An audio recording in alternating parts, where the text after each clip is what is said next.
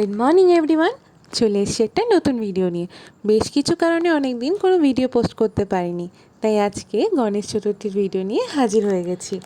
সকাল সকাল আমাদের মুল্লু বাচ্চা ঘুম থেকে উঠে পড়েছে আর পাখি দেখার জন্য পাঁচিলের ওপরে উঠে পড়েছে। কালকে সন্ধেবেলা গিয়েই মা ফল কিনে এনে রেখে দিয়েছিল। সকালে আমি শুধু ফুল আর মিষ্টি এগুলোকে এনেছি। এই যে এখানে আছে 5 রকম ফল, আর পাশে দেখতেই পাচ্ছ চকলেট রাখা রয়েছে গনুর জন্য। তো আস্তে আস্তে এদিকে আমি সব কিছুই গুছিয়ে নিচ্ছিলাম। এই নিয়ে 7 বছর হবে আমি পুজো করছি। প্রত্যেকবারই ফুল মিষ্টির সাথে বিভিন্ন রকমের ভোগ প্রসাদেরও আয়োজন করা হয়, কিন্তু এবারে কিছু বিশেষ কারণের জন্য আমরা বাড়িতে শুধুমাত্র ফুল ফল আর মিষ্টি দিয়েই পুজোর আয়োজন করেছি। যখন আমি ওদিকটা গুছাচ্ছিলাম, মা এদিকে বানাচ্ছিল বাসন্তী পোলাও আর সাথে আলুর দম, আর আজকে লুচিও হয়েছে। তো এটা বানানো হচ্ছে আমাদের জন্য, এটা দুপুরে আমরা খাবো। আর এই দেখো, হঠাৎ করে দেখলাম আকাশে মেঘ করে এসেছে, ঝিরঝির করে বৃষ্টি পড়ছে। আকাশের এই অবস্থা থেকে মনটা খুব খারাপ হয়ে গেছিল।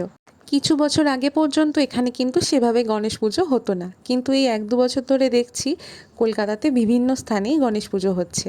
আমাদের পাড়াতেও হয়েছে গণেশ পুজো বড় প্যান্ডেল করে। যাই হোক, উৎসবটা তো সবার আনন্দের জন্যই, তো সেই দিনে যদি এরকমভাবে বৃষ্টি পড়ে সত্যি মনটা খারাপ হয়ে যায়। আমার আগের বছরের গণেশ পুজোর ভিডিওটা কিন্তু আমি আগেই আমার চ্যানেলে আপলোড করে দিয়েছিলাম, তোমরা চাইলে সেটাকেও দেখে আসতে পারো। আর এই যে দেখতে দেখতে আমার ঠাকুরকে সাজানো কমপ্লিট হয়ে গেল। দেখো, শিউলি ফুল দিয়ে সাজিয়ে কি সুন্দর দেখতে লাগছে। আর এইভাবেই আমি আস্তে আস্তে পুজোটা কমপ্লিট করে নিলাম। যে বছর আমি প্রথমবার গণেশ পুজো করি সে বছর আমার অফিস ছিল। সারাদিন উপোস করে অফিস করে আসার সময় ফুল মিষ্টি এগুলো কিনে এনেছিলাম। সামনে যে ছোট্ট কিউট গণেশ ঠাকুরটাকে দেখছো, উনি কিন্তু প্রথমবার আমার বাড়িতে এসেছিলেন। তো ওনাকেই আমি এত বছর ধরে পুজো করেছি, আর আগের বছরে মা এনে দিয়েছিল এই বড় গণেশ ঠাকুরটা। তখন থেকে আমি এনাদের দুজনকেই পুজো করি।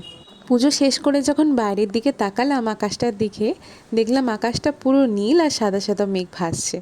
দেখে মনেই হচ্ছে না যে একটু আগেই আকাশে এত মেঘ করেছিল আর ঝিরঝির করে বৃষ্টি পড়ছিল। পুরো দেখে মনে হচ্ছে যেন পুজো চলে এসছে। পুজো শেষে প্রসাদ খেয়ে বসে পড়লাম দুপুরের খাবার খেতে। দুপুরে ছিল নিরামিষ আলুর দম, বাসন্তী পোলাও আর লুচি, আর ছিল মিষ্টি দই। আর এরপরে ছিল গণেশ পুজোর স্পেশাল লাড্ডু।